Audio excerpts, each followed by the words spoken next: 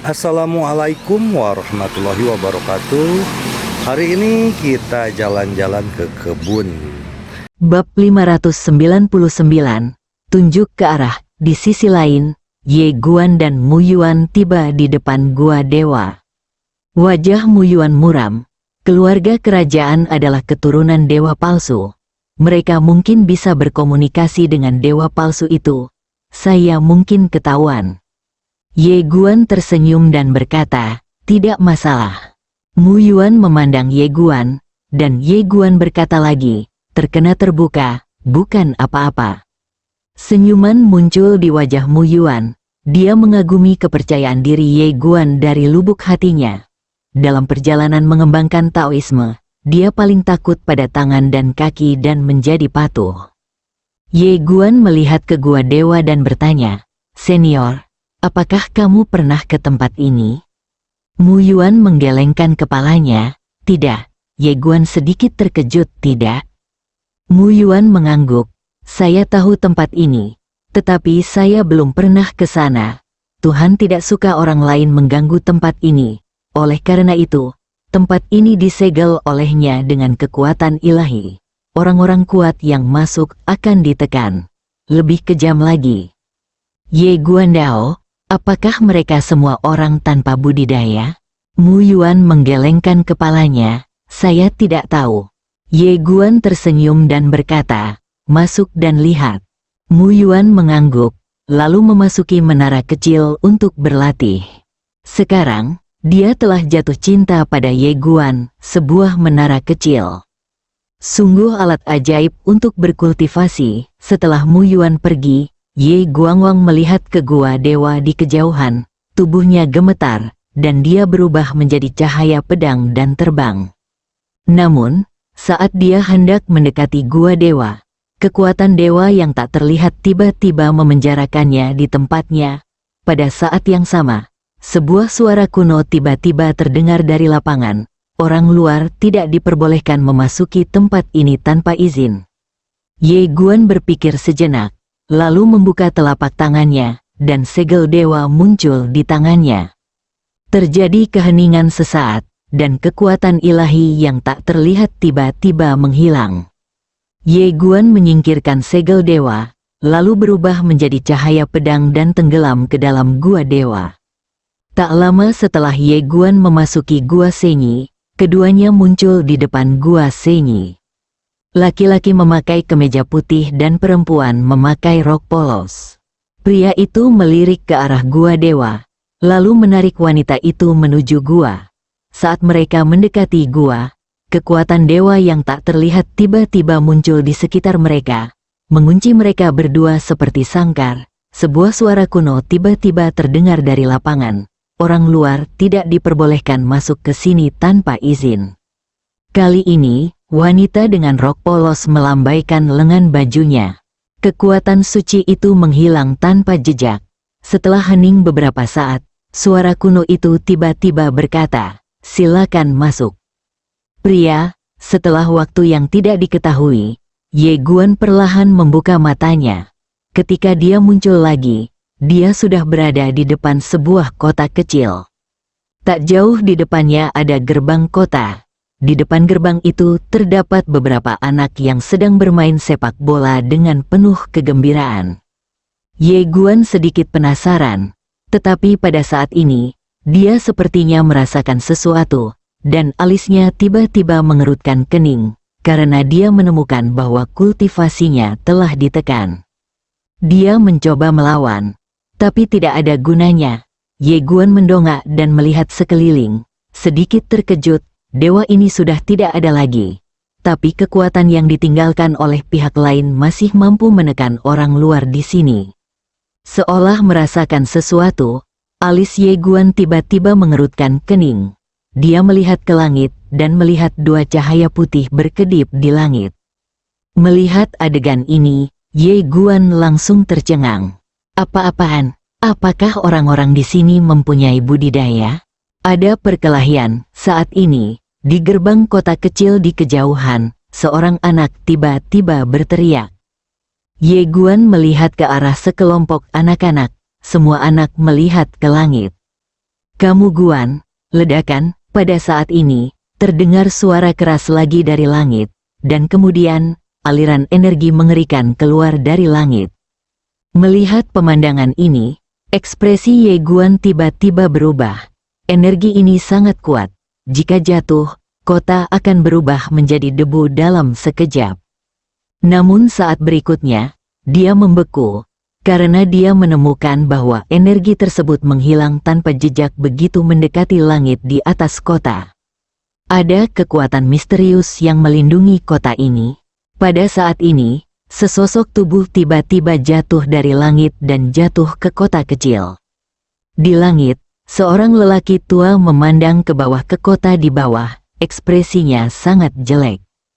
Ye melirik lelaki tua itu dan sepertinya memperhatikan tatapan Ye Guan. Lelaki tua itu tiba-tiba menoleh ke arahnya dan berkata dengan marah, "Lihat ukuran ibumu." Mata Ye Guan sedikit menyipit, niat membunuh muncul. Tetapi pada saat ini, lelaki tua itu langsung tertusuk oleh cahaya pedang di antara alisnya, lalu menyeretnya sejauh ribuan kaki, dan akhirnya memakukannya ke dinding gunung. Ye Guan tercengang, orang tua itu juga bingung. Dia bahkan tidak bereaksi. Siapa yang mengambil tindakan? Orang tua itu melihat sekeliling, merasa sedikit bingung. Tidak ada gerakan. Orang tua itu berkata dengan hormat, "Saya tidak tahu guru mana yang ada di sini. Jika saya telah menyinggung perasaan Anda, mohon lakukan itu demi Sekte Sufa." Sekte Sufa, dia yakin ketika pihak lain mendengar nama sektenya, dia pasti akan mengacungkannya. Namun, orang dalam kegelapan tidak bereaksi sama sekali. Melihat pemandangan ini, wajah lelaki tua itu tiba-tiba menjadi gelap. "Apakah kamu ingin menjadi musuh Sekte Sufa kami?" Masih tidak ada tanggapan. Melihat pemandangan ini, wajah lelaki tua itu tiba-tiba menjadi sangat jelek. "Saya mengakui kesalahan saya atas apa yang terjadi hari ini. Apakah Anda berani memberitahu saya nama Anda? Di masa depan, saya, Sekte Sufa, akan datang untuk meminta nasihat." Jika dia tidak mendengarkan kata-kata yang baik, dia hanya bisa mengancam. Dalam kegelapan, sebuah suara tiba-tiba bertanya, "Di mana Sekte Sufa? Tunjuk ke arahnya." Kalimat ini sepertinya memiliki semacam kekuatan sihir, dan lelaki tua itu tanpa sadar menunjuk ke kanan. Ribuan mil jauhnya, di pegunungan, sebuah pedang tiba-tiba jatuh dari langit, dan saat berikutnya, seluruh puncak gunung berubah menjadi bubuk. Yang juga menghilang bersamanya adalah Sekte Sufa, sekte tersembunyi di pegunungan. Sekte Sufa, di depan kota. Kamu melihat ke langit dengan kebingungan di wajahnya. Orang tua itu baru saja dibawa pergi oleh cahaya pedang. Karena budidayanya disegel, dia tidak bisa melihat kemana pihak lain dibawa. Ekspresi Ye Guan tiba-tiba menjadi serius karena dia tiba-tiba menyadari kalau tempat ini agak berbahaya. Basis budidaya orang yang masuk akan disegel. Tetapi basis budidaya masyarakat lokal tidak akan disegel, yang agak keterlaluan. Untungnya menara kecil dan Naji masih bisa digunakan. Namun dia tetap harus berhati-hati, tempat ini sedikit berbeda dari yang dia bayangkan. Ye Guan berjalan menuju sekelompok anak-anak di kejauhan. Karena tidak ada perkelahian, anak-anak mulai bermain bola lagi. Anak-anak ini semuanya di bawah umur, baru berusia 8 atau 9 tahun, dan yang tertua baru berusia 10 tahun. Mereka laki-laki dan perempuan. Mereka tidak memiliki kultivasi, tetapi Ye Guan terkejut dengan gaya rambut mereka. Ini mengejutkan Ye Guan. Melihat Ye Guan mendekat, salah satu gadis remaja tiba-tiba menjadi waspada. Dia menatap Ye Guan dan berkata, "Apa yang kamu lakukan?" Ye Guan tidak berkata apa-apa dan mengeluarkan manisan hao. Gadis kecil itu mengambil manisan hao, lalu melirik ke arah Ye Guan. "Apa menurutmu kamu bisa menyuapku dengan manisan hao? Kamu meremehkanku, Lin Daimei." Ye Guan mengeluarkan manisan hao lainnya. Lin Daimei berkedip dan tidak berkata apa-apa. Pada saat ini, seorang anak laki-laki berumur 6 atau 7 tahun di sebelah Lin Daimei tiba-tiba menarik lengan baju Lin Daimei dan berkata dengan suara yang manis, "Saudari Dai, guru pernah berkata bahwa jika kamu tidak melakukan apa-apa, kamu pasti pengkhianat atau seorang pezinah, pencuri. Orang ini datang ke sini untuk memberimu makanan. Dia pasti punya agenda. Kamu tidak boleh tertipu olehnya." Lin Daimei diam-diam mengambil manisan apel dari tangan Ye Guan, dan anak kecil itu tiba-tiba merasa sedih. "Saudari Dai, bagaimana kamu bisa begitu tidak berprinsip? Bukankah itu hanya 2 manisan apel? Bagaimana jika itu beracun? Ayo, biarkan aku pergi dulu.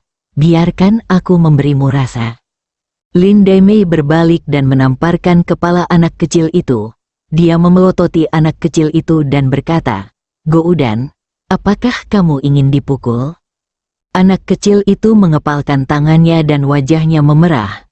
"Lin Daimei, namaku Goudan, bukan Goudan. Jika kamu memanggilku Goudan lagi, aku akan..." Lin Daimei memelototi Goudan dan meletakkan tangannya di pinggulnya. "Bagaimana menurutmu?" Melihat Lin Daimei menunjukkan tanda-tanda mengambil tindakan, Goudan tiba-tiba kehilangan kesabaran.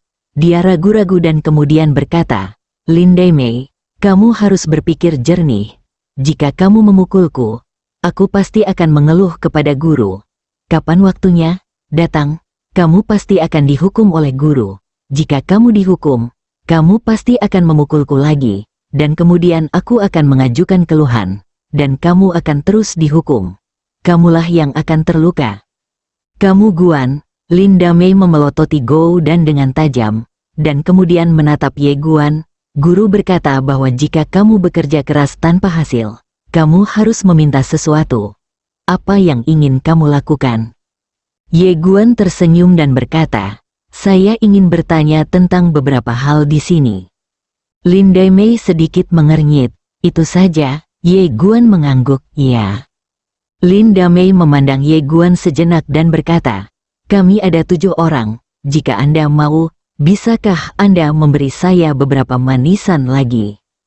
Ye Guan tersenyum dan berkata, "Nyaman." Karena itu, dia mengeluarkan beberapa manisan hao dan menyerahkannya kepada Lin Daimei. Lin Daimei mengambil manisan hao tersebut, lalu menyerahkan manisan hao tersebut kepada teman-temannya satu persatu.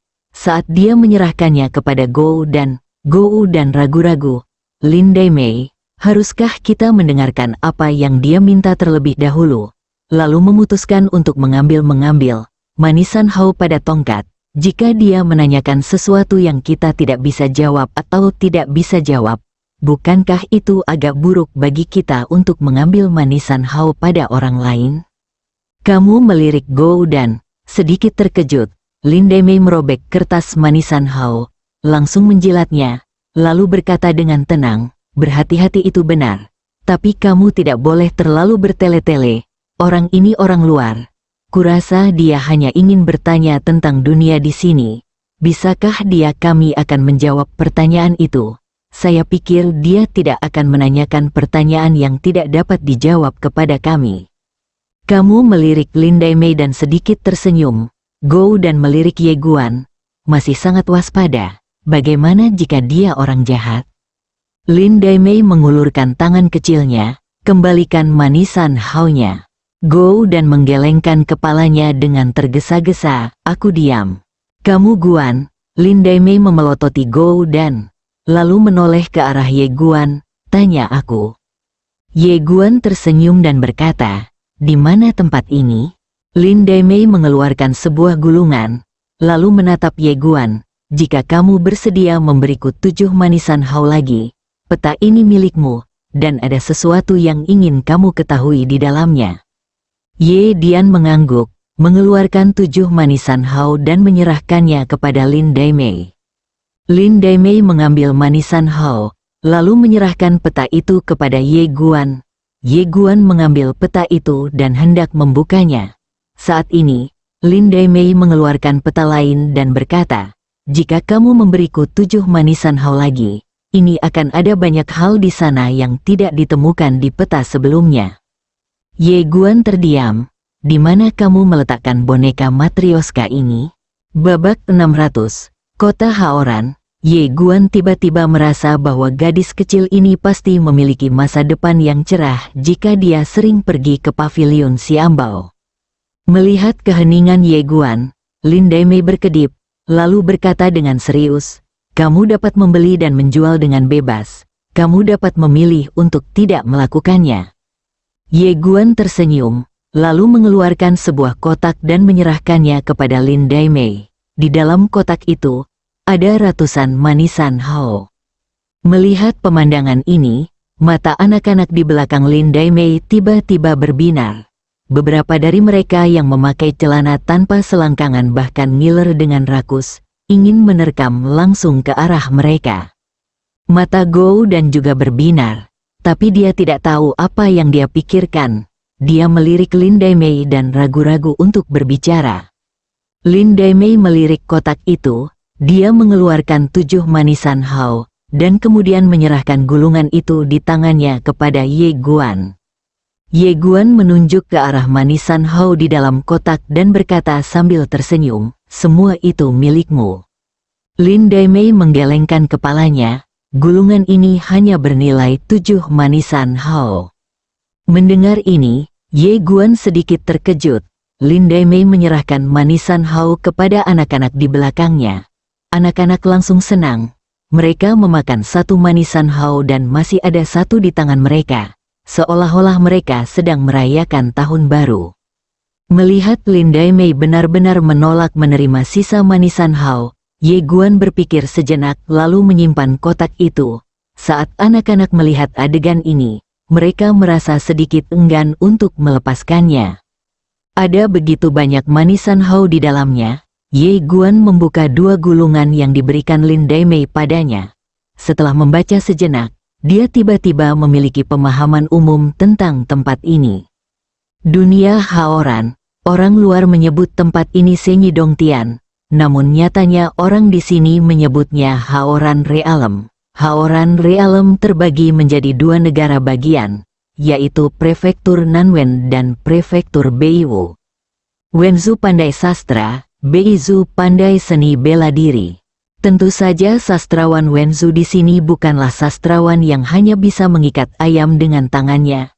Sastrawan di sini berlatih Haoran Qi. Adapun seberapa kuat para ulama di sini, Ye Guan tidak tahu karena gulungan Lin Daimei tidak mengatakannya. Selain Wenzhou dan Beizu, ada juga beberapa gua tak dikenal dan tanah terberkati di dunia yang luas ini. Tidak banyak yang tertulis di gulungan itu.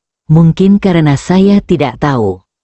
Ye Guan menyimpan gulungan itu, memandang Lin Daimei di depannya, dan berkata sambil tersenyum, "Saya ingin tahu lebih banyak, kepada siapa saya harus pergi?"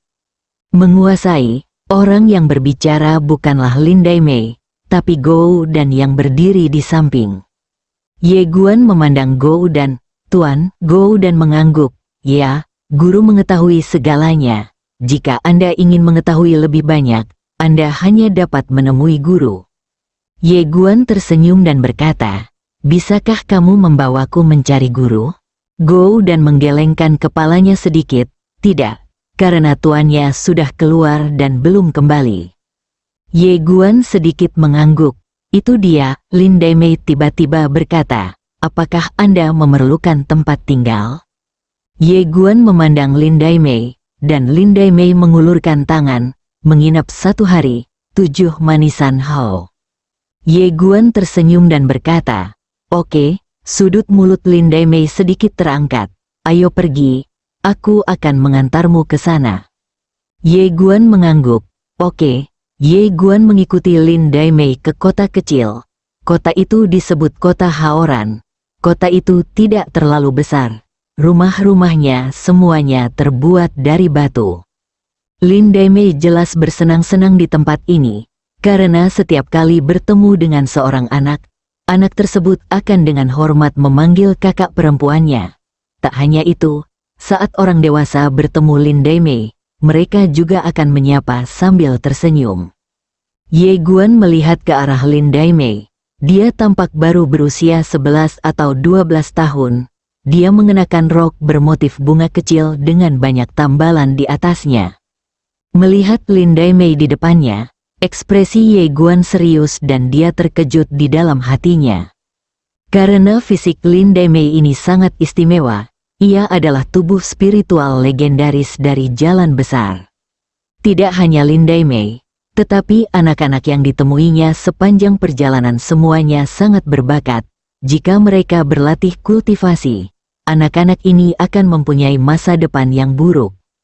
Yang membuatnya bingung adalah orang-orang di sini hanyalah orang biasa dan tidak berlatih. Saat ini, Lin Daimei membawa Ye Guan ke halaman kecil. Halamannya sangat sederhana, dengan hanya 3 rumah batu. Lin Daimei menunjuk ke rumah batu di tengah. Disinilah nenekku tinggal. Yang di kiri adalah tempat tinggalku, dan yang di kanan adalah milikmu. Kami sepakat bahwa kami akan hidup selama 7 manisan hao sehari.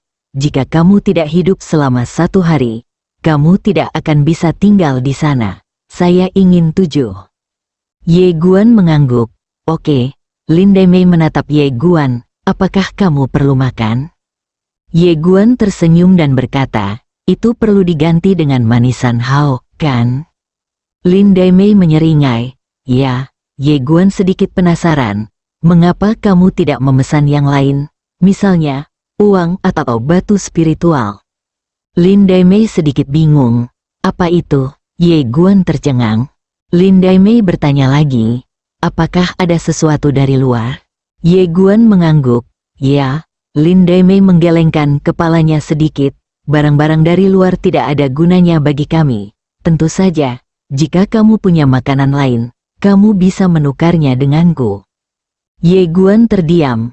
Dia tiba-tiba teringat bahwa tidak ada seorang pun di kota ini yang sepertinya sedang berlatih.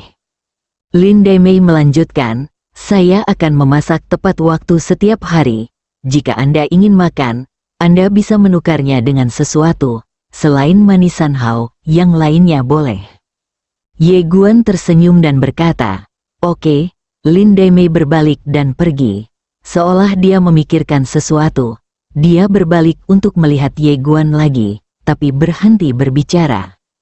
Ye Guan ingin bertanya, tapi Lin Daimei berbalik dan pergi lagi. Ye Guan menggelengkan kepalanya dan tersenyum. Dia masuk ke kamarnya. Ruangan itu kecil dan sederhana. Ada tempat tidur dengan sepotong rumput di atasnya dan tidak ada yang lain. Ye Guan berjalan ke tempat tidur dan berbaring. Matanya perlahan tertutup. Senior Mu Yuan. Mu Yuan berkata, ya, Ye Guan Dao, apakah kultivasi Anda akan ditekan ketika Anda keluar? Mu Yuan muncul di tempat kejadian. Begitu dia muncul, auranya ditekan oleh kekuatan tak terlihat. Melihat adegan ini, wajah Mu Yuan menjadi gelap. Ye Guan bertanya, apakah itu benar-benar segel yang ditinggalkan oleh Senyi? Mu Yuan menggelengkan kepalanya. Saya tidak tahu. Kekuatan ini ada antara langit dan bumi. Tapi saya tidak bisa merasakannya. Ini jauh di luar jangkauan kekuatan saya. Ye Guan berkata dengan lembut. Sepertinya itulah yang ditinggalkan Senyi. Mu Yuan mengangguk. Ye Guan berjalan perlahan ke jendela dan melihat ke arah dapur tidak jauh dari situ. Di dapur, Lin Daimei sedang sibuk memasak dengan sangat terampil. Ye Guan Dao, senior, mengapa orang-orang di tempat ini begitu berbakat? Mu Yuan tersenyum pahit. Aku tidak tahu. Tapi kurasa itu mungkin ada hubungannya dengan Tuhan. Lagi pula, dia sudah lama berada di sini. Ye Guan sedikit mengangguk, tidak tahu apa yang dia pikirkan. Mu Yuan tiba-tiba berkata, kamu ingin membawanya pergi? Ye Guan tersenyum dan berkata, aku punya ide ini. Gadis kecil ini tidak hanya berbakat, tapi juga memiliki kepribadian yang hebat. Sayang sekali jika dia tinggal di sini sepanjang hidupnya. Mu Yuan melirik Lin Daimei di kejauhan dan mengangguk sedikit. Fisiknya sangat istimewa. Jika kamu melatihnya, kamu bisa mendapatkan hasil 2 kali lipat dengan setengah usaha. Tapi Ye Guan tersenyum dan berkata, Saya tahu tidak semudah itu membawa orang keluar dari sini. Dengan kata lain, Tuhan meninggalkan segel di sini karena dia tidak ingin orang luar mengganggu orang-orang di sini. Mu Yuan mengangguk. Ya, Ye Guan hendak berbicara ketika Lin Damei datang. Melihat ini, Ye Guan meminta Xiao Ta untuk membawa Mu Yuan ke menara kecil. Lin Damei berjalan ke jendela. Dia menatap Ye Guan dan berkata sambil tersenyum, "Makan." Ye Guan mengangguk. Oke. Ye Guan mengikuti Lin Damei ke dapur. Makanannya sangat sederhana, hanya nasi, wowoto, dan beberapa sayuran liar. Ye Guan mengambil roti kukus dan menggigitnya. Lin Damei melirik Ye Guan, tidak berkata apa-apa, dan makan dalam diam. Ye Guan Dao, di mana nenekmu? Lin Damei berkata dengan tenang, "Nenek sedang tidak enak badan. Saya telah mengirimnya ke kamar." Kamu melirik ke rumah batu di kejauhan dan tidak berkata apa-apa. Lin Damei ragu-ragu untuk berbicara. Ye Guan memandang Lin Damei dan berkata, "Apa yang ingin kamu tanyakan padaku?" Lin Damei menggelengkan kepalanya. Ye Guan tersenyum dan berkata, "Apakah kamu ingin menanyakan sesuatu padaku? Tapi kamu tidak punya apa-apa untuk diberikan padaku?" Lin Damei melirik Ye Guan dan sedikit mengangguk. "Ye Guan Dao, tanyakan." Lin Damei menggelengkan kepalanya. "Tidak ada yang bisa kuberikan padamu." Ye Guan memandang Lin Damei dan berkata, "Menurutmu mengapa kamu harus memberikan sesuatu kepada orang lain ketika kamu menanyakan sesuatu kepada mereka?" Lin Damei berkata, "Anda menanyakan sesuatu kepada saya, dan saya mengambil barang-barang Anda." Ye Guan berpikir sejenak dan kemudian berkata, "Memang, bagaimana kalau ini, kamu bertanya padaku besok. Sebagai imbalannya, aku memakan makananmu dan kamu tidak menerima manisan hao. Bolehkah?" Lin Damei menatap Ye Guan dan berkedip, "Oke." Ye Guan tersenyum dan berkata, "Oke." Lin Damei menyeringai, "Itu kesepakatan." Ye Guan mengangguk. Oke, dengan persetujuan Ye Guan, kecepatan makan Lin Damei segera meningkat pesat. Dia menyelesaikan makannya dalam 3 kali, 5 kali, 5 kali dan 2 kali. Ye Guan menggelengkan kepalanya dan tersenyum. Setelah makan, hari sudah malam. Ye Guan hendak kembali ke kamarnya untuk beristirahat. Tetapi pada saat ini, alisnya tiba-tiba mengerutkan kening. Dia menoleh dan melihat keluar pintu halaman, di mana seorang wanita terbaring di sana. Wanita itu mengenakan gaun putih pucat dan berbaring diam di depan pintu, dengan darah mengalir dari sudut mulutnya. Wanita itu memiliki wajah yang sangat bagus, dengan fitur wajah yang hampir sempurna dan kulit sehalus salju. Warna merah cerah di sudut mulutnya sangat menarik perhatian. Ye Guan tahu bahwa wanita ini adalah wanita yang bertarung dengan lelaki tua di kota Haoran pada siang hari, karena dia meliriknya ketika pihak lain terjatuh. Ye Guan tidak menyangka pihak lain terluka begitu serius. Ye Guan berpikir sejenak, lalu berjalan ke arah wanita itu. Dia melirik wanita itu dalam keadaan koma. Ye Guan menjemput wanita itu dan kembali ke kamarnya. Dia meletakkan wanita itu di tempat tidur. Dia memandang wanita itu dan mengerutkan kening, karena aura wanita itu sangat lemah, dan organ dalamnya sudah terkoyak. Sepertinya ada kekuatan jahat di tubuhnya yang terus-menerus menghancurkan vitalitasnya. Cederanya serius. Ye Guan tidak banyak berpikir. Dia membuka telapak tangannya, dan gumpalan asal leluhur muncul di tangannya. Dia menjentikkan jarinya, dan gumpalan asal leluhur itu langsung tenggelam ke dalam tubuh wanita itu. Saat Zuyuan memasuki tubuh wanita itu segera pulih dengan cepat. Segera, dia membuka matanya, dan ketika dia melihat Ye Guan, ekspresinya tiba-tiba berubah, dan dia mengeluarkan belati dari suatu tempat di tangan kanannya, dengan niat membunuh matanya. Ye Guan mundur selangkah, menunjukkan bahwa dia tidak punya niat buruk. Saat ini, wanita itu sepertinya merasakan sesuatu. Pupil matanya tiba-tiba menyusut dan dia berkata dengan ngeri, "Zuyuan." Setelah mengatakan itu, dia menatap Ye Guan dengan ekspresi heran di wajahnya. "Apakah kamu menggunakan Zuyuan untukku?" Ye Guan mengangguk. Wanita itu menatap Ye Guan, "Kenapa kamu punya keturunan?" Ye Guan tersenyum dan berkata, "Saya mendapatkannya secara kebetulan." Wanita itu melirik ke arah Ye Guan.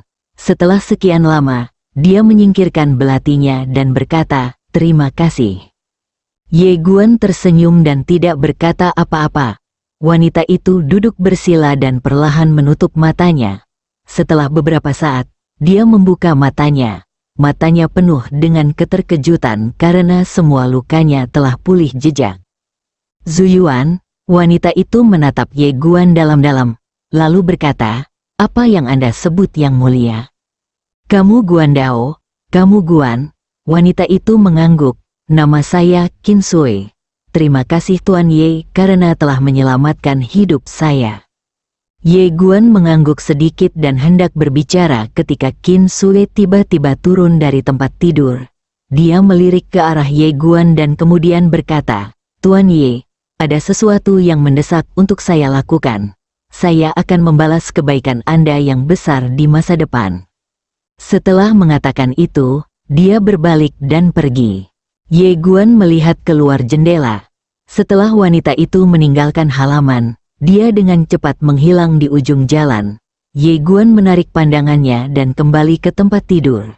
Dia turun dan perlahan menutup matanya. Larut malam, Ye Guan sepertinya merasakan sesuatu. Dia tiba-tiba duduk. Ada 13 orang berdiri di depan pintu, dipimpin oleh Qin Sui yang telah pergi lebih awal. Qin Sui menatap Ye Guan. Dia memiliki asal-usul leluhur dalam dirinya, bersambung.